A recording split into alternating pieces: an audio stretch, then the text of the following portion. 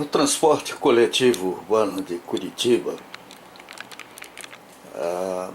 mostra algumas incoerências que acabam até contribuindo para que o povo tenha dúvidas em relação a uma infraestrutura de transportes fantástica, que, se bem mantida e operada de forma inteligente, ela é um presente do céu. Agora, existem coisas que têm que ser, evidentemente, bem cuidadas, né? Como, por exemplo, os tubos, né?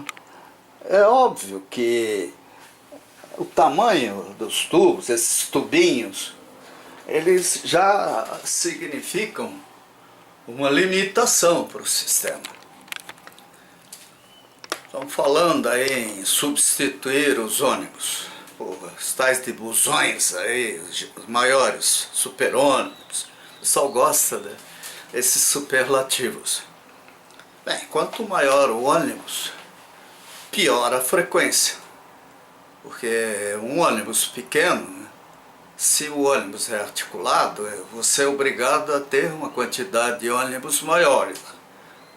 Quanto maior o ônibus, mais ele vai demorar entre um e outro.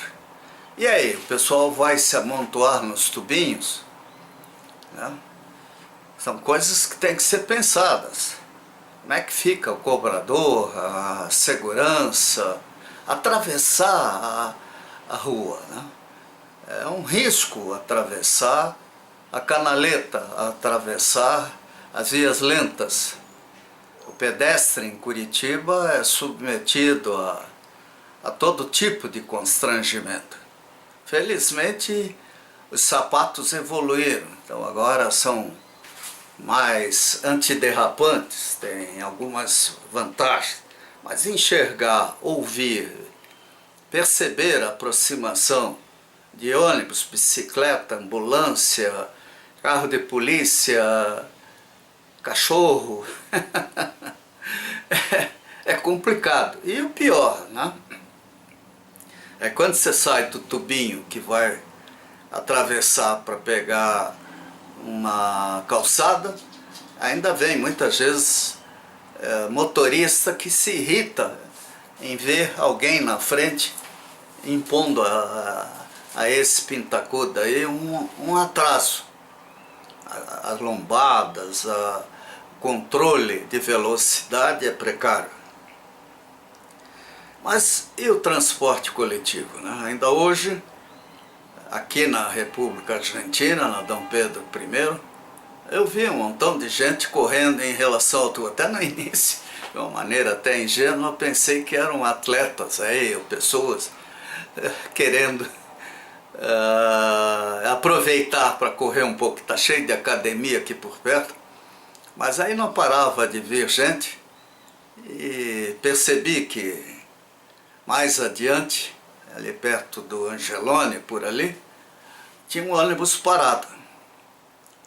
Deve ter tido algum problema de potência, tração, porque o ônibus esvaziou, o motorista arrumou tudo e saiu sozinho, não precisou de reboque. Mas isso acontece, né? E as pessoas se arriscam correndo entre a lenta e a rápida. As calçadas aqui na República Argentina são tenebrosas. E onde elas poderiam ser boas, nós temos até invasão, como ali perto Curitibano, onde o clube avançou sobre a calçada e não fez no que seria propriamente a calçada. Naquele trecho da calçada não colocou um pavimento adequado. Ali, essa distância poderia ser muito melhor aproveitada entre o Angelone e o Curitibano. Então, gente, sistemas, coerência. É uma pena quando a gente percebe que uma boa ideia, como foi fazer os binários, o transporte coletivo, ela se desmoraliza, né, diante de opções adequadas. É que nem ir lá na Matheus Leme, agora tem a Nilo Peçanha com a Matheus Leme. Quando você está no sentido positivo, vamos dizer assim, ótimo. Agora, quando você tem que ir da Matheus Leme para Nilo Peçanha pegar o ônibus, pô, é um pesadelo. Em alguns lugares, ali perto do IOP, da Onyx, os hospitais, a distância é enorme. Até a sugestão de uma moça lá do IOP foi, ó, vai lá na frente, pega o ônibus que vai para o Cabral, e lá no Cabral você pega o biarticulado aí, o ligeirão, o Bento. Ah, e tem outra, né? Agora o ligeirinho passando pela canaleta. Pô, é um negócio perigosíssimo, porque ele vem com tudo. Dia desses, eu não estava ainda acostumado com isso, à noite eu vi os faróis, a minha vista não está ajudando muito, está ajudando muito pouco, vamos dizer assim, e pensei que fosse o ônibus articulado, que parando no tubinho da Dom Pedro I. Quando eu dei pela coisa, ele continuou em velocidade grande em minha direção, né?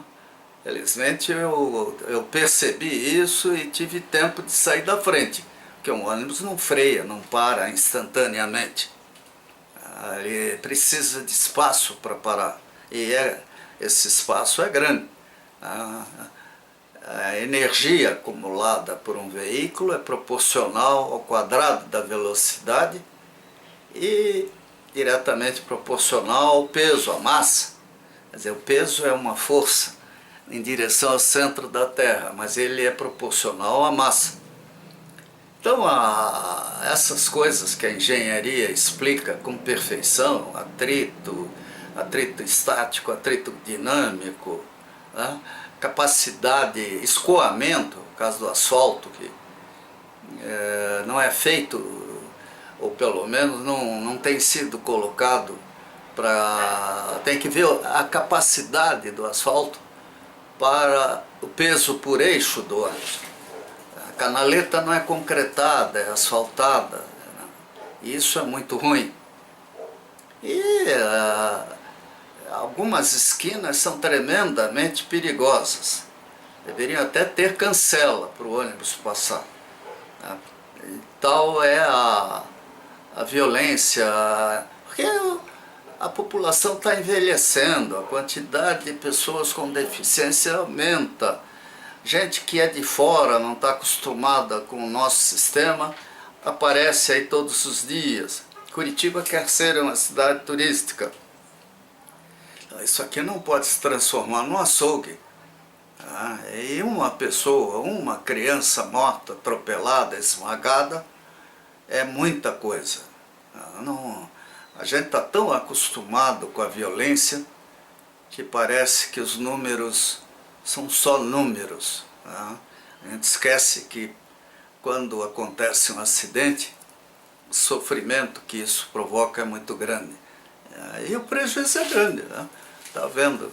111 mil crianças hospitalizadas, parece que no ano passado, em acidentes de trânsito. E as sequelas? Né? Quantas dessas crianças terão para o resto da vida problemas por causa dos acidentes de trânsito no Brasil? 111 mil. Então, nós temos que pensar, e Curitiba é uma cidade modelo. Tudo que é feito aqui, bem ou mal, é copiado por muitas cidades. É como se fosse um dogma. Não, Curitiba é assim, então tem que ser assim aqui. Não existe panaceia, mas é assim, é uma maneira de simplificar o raciocínio de quem não tem, prefeitos que não têm boas equipes, nem criatividade, nem inteligência para identificar problemas específicos das suas cidades. O urbanismo é um assunto muito sério. Não pode ser o produto de caprichos e fantasias. Então, o transporte coletivo urbano é um dos itens estratégicos, um serviço essencial, tremendamente importante. E Curitiba tem que rever os tubinhos, tem que rever a mobilidade do pedestre, tem que aumentar a segurança do usuário do transporte coletivo urbano, né? Ainda mais que a cidade paga uma tarifa que não, o povo paga uma tarifa que não é pequena e poderia ser muito menor, porque muita gente deixa de usar o transporte coletivo porque tem medo, simplesmente.